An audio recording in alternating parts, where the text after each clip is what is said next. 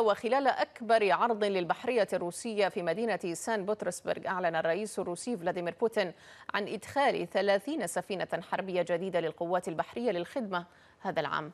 وقال بوتين إن روسيا تنفذ اليوم بشكل سيادي المهام الكبيرة للسياسة البحرية الوطنية الخاصة بها، وتوسع بصورة مستمرة قوة أسطولها. وخلال العرض الأساسي للبلاد الذي يتم عادة في آخر يوم أحد بشهر يوليو، حضر وزير الدفاع الروسي سيرجي شايغو وعدد من ضيوف القمة الروسية الإفريقية.